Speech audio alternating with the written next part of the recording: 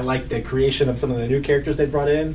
I haven't hated, when they first brought in Mr. Freeze, I was a little bit kind of skeptic. Right. But they really tied it back into something that I enjoyed. And I'm like, okay, well, if they're going to just keep doing this, I'll let them do it. Though they can take every character for all I care. I've always said that the Batman Rogues Gallery is just way better than Batman himself, because personally, I'm not a big Batman fan. I think he's overrated. But his Rogues Gallery is so good. And I like Gotham because it kind of gives us that opportunity to have that Rogues Gallery in play without actually having to deal with the old dark, brooding, in-your-face himself. My love for Gotham is when I first started watching it, and I got through a couple, three episodes, and I'm like, these folks will do anything. This is television. This is Fox. That's because they're not on CW. They will do everything. And I just thought that concept was like, oh, okay. They'll do everything. Let's get comfortable and watch to see what's getting ready to happen. What's getting ready to die next. What I really like about the show, and he kind of hit on it just a little bit, is that there's always been this kind of debate that the villains in Batman wouldn't be the villains they are without having that Batman foil, because they have to go to extreme, because Batman is an extreme vigilante. But these guys are already building this kind of extremism universe that Batman has to actually come into and save the day from. So I really like that it's not these people going crazy because Batman's crazy kind of feel, as much as Batman's got to get a little crazy to take on. And it almost keeps it like Nolan-y, because you've got that early. We're being created into.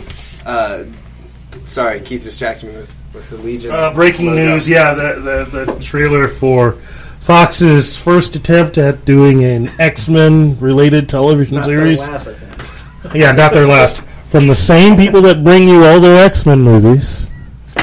Wow. Yay. And I do mean everybody, including Bryan Singer, is working on this television series called Legion. Yes. Guys, they just need to stay separate. We just need to deal with it. They're going to be separate universes. We can't fit the X-Men into the Avengers universe right now. We just can't. It's not going to happen until they somehow wind up officially back at Disney. Right. And but not even that. Not even that. We don't need them. We don't need them. Yeah, we don't want them. That's what I'm saying. It's we don't need them. The universe is already so crowded. Honestly, the X-Men are the best place to be split off. Now, that being said, here in about 10 years when they reboot the whole MCU, we're recasting. 10 years to do it. Well, I mean, but they've got to get at least 10 years more out of Tom Holland. A guaranteed that kid is in a Harry Potter contract, and his soul is sold. I can't wait to see Wolverine versus Squirrel Girl. It was just on my list. Know what? On your deathbed, we might get that 30 years from now. I think that they'll finally worked out their bullshit. Who says he's going to live that long? I'm trying to be generous. You asked the question. It's only going to be 2 decades longer than he. You asked the question, does Disney want X-Men? Of course Disney wants X-Men. That is the most merchandising that they can get out of anything. Yep. X-Men is perfect for that. And so that they, Fox has ruined everything. X-Men also does things that the average Disney person doesn't really a little bitter. They also they will do it. Look, I'm telling you from a marketing standpoint, you could have Disney create an Xavier school for kids, and you could have all of the whole testing of mutants and mutant. It sets itself up nicely for what Disney does best. But as Brandon said, Fox just messes up everything. So. Well, I think Disney. I mean, anything Disney has touched, to be honest, it's good. Is good. It's amazing that they can do It is. I mean, they originally started out with really morbid stories of. I mean, if you know the real story of Pocahontas and all those things, and Peter Pan, it was the real stories from folklore. You remember hearing the true story of Peter Pan, and you're going, wait, what? It's a little creepy if you think about it. I want to do that. I want to see Peter Pan done that way. That, a real good. See what I mean about morbid and creepy? Well, no. They could. I'm with you on that. I think a lot of more things need to come out that are morbid and creepy. Now, did you like the movie Pan? Why haven't they covered that in Supernatural? Because guess what? They'll do that. Guess what? This is part of the reason why everything's gone downhill on CW. Yeah, Mr. Greg Berlanti was behind that. He was the main producer of that movie. I'm not familiar with the name. He's Flash. the guy behind Flash, Arrow Gotcha. and DC Legends. Yeah, that's all he is. Supergirl. Supergirl. Care enough to watch, don't care enough to know who's making it. That's how I feel about the Flash and Arrow. It's I good mean, to it at just least is. know certain names so that you don't make the mistake of giving them money. That's All right, it's been a fun day. San Diego Comic-Con, still to me the greatest event. That's a bucket list thing, which means I don't want to get cancer to have to go to it, but I do want to go. Be your Morgan Freeman. So, real quick wrap up, Larry.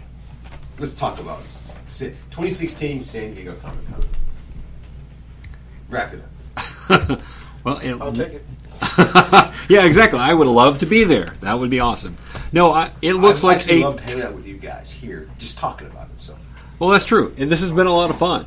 San Diego looks like a ton of fun, but it is so big that you couldn't do even close to 10% of what you really want to there. So we get the benefit of sitting back and actually seeing the trailers and seeing stuff break, where people that are there aren't getting that luxury. They're actually having to stand in the lines, go to the different sessions while other sessions are breaking news. So we're kind of in a lucky spot, other than, I think all of us would like to be there, but we're just not there. Brandon. Yeah. You are, like I said, you're my con expert. Mm-hmm.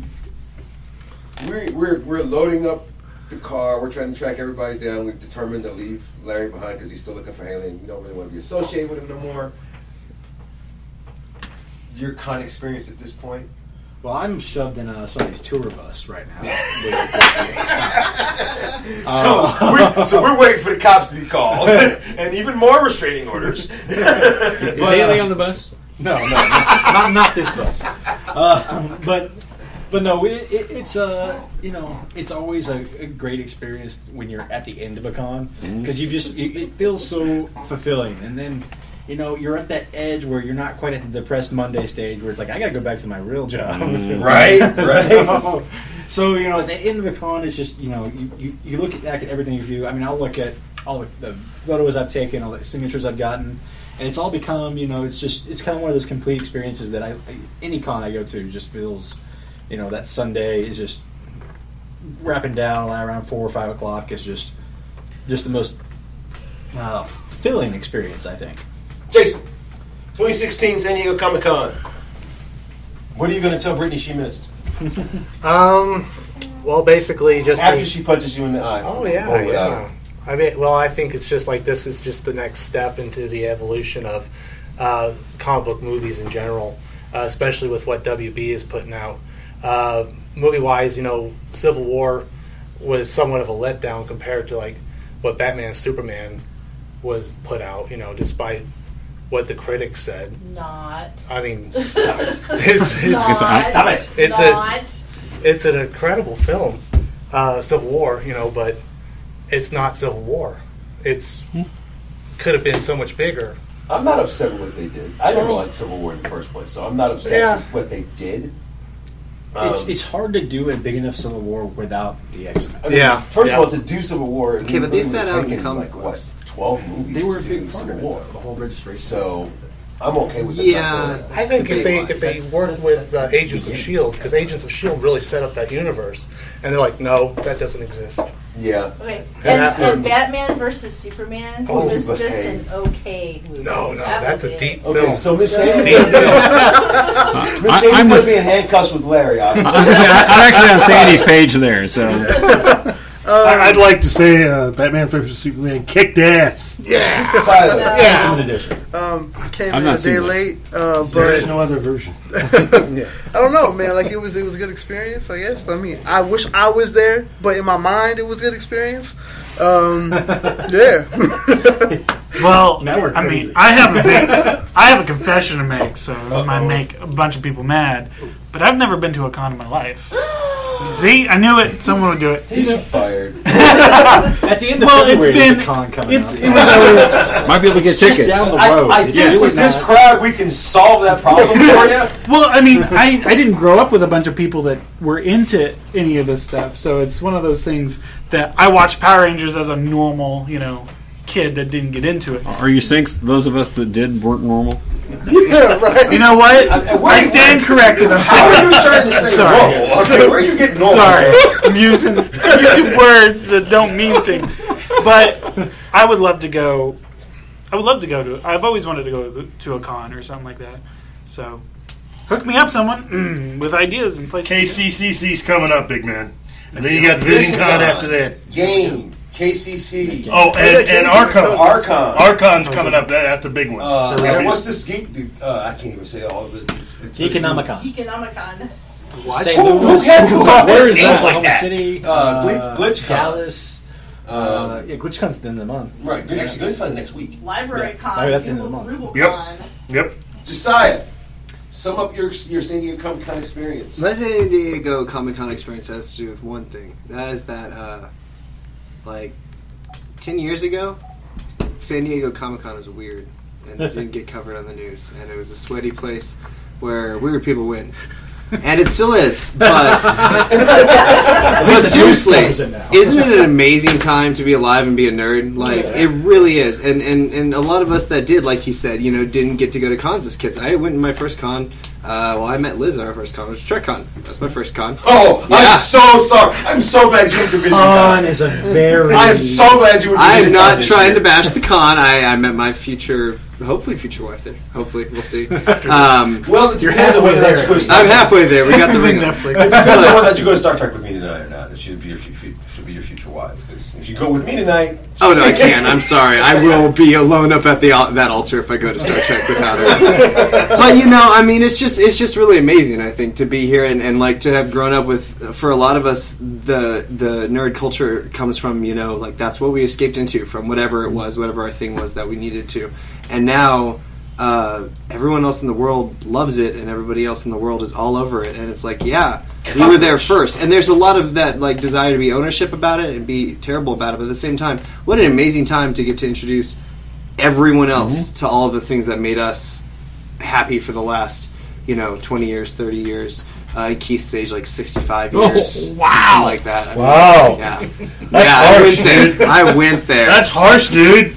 So that's what I've got. 65? Miss Sandy. You look good. Sum up your San Diego Comic Con. Hey, I'm all for the Sherlock and the Harry Potter. Okay, and please bear in mind, she already looks like she's got that Sunday con exhausted look on her face right now from here in our studio. I was up early setting up for podcasts, so I'm tired. Keith, sum it up, buddy. Take us home. Wow, that's all you can really say about San Diego. It would pretty much do you in for any con outside of that. I mean, seriously, after going through everything that this con would have, of which I think the normal human being could only do maybe a third, if even that. Me, you, and Brandon would be considered con experts, and this would kick our butt. Comfortable shoes. Yeah. I keep telling you, Brandon I'm not joking when one of us. Yeah. A lot of cardio training. Yeah. Maybe one of them hoverboards. You are okay, so Brandon is breaking his butt on a hoverboard. you are definitely getting your steps in. And we're posting it on Facebook. Yes. So I can hatch it's a good place to hatch your Pokemon eggs. Yeah. Right? I will say this. As an event, it's good. It almost would conceivably be to the point where you almost wouldn't have to go to any other convention, even though for us that's not a thing. Because, even if we went to this, we try to make it to all the others. But the number of people that you would see, the number of people that you would meet, both the cosplay, both just the opportunities to interact with people who you normally would never see at events like this, makes San Diego and New York and all the other conventions, especially WonderCon, magical, big, huge. But for a weekend like this, all I can say is just wow. Once in a lifetime experience? No. Life-changing experience. Yeah, life-changing. For Jim Lee, this is his 30th? Oh, I'm not talking about him. We're not Jim Lee. Okay? Well, this is what you would consider Mecca. Right. I mean, right. You'd want to go at least once. You want to make your pilgrimage at least once in your life. I mean, it's just kind of, you're not going to see everything you want to see when you go there.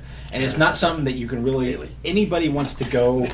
I mean, to go 30 years in a row would be awesome, but it would kill you. There's just too much. It's literally too much. I mean, even for people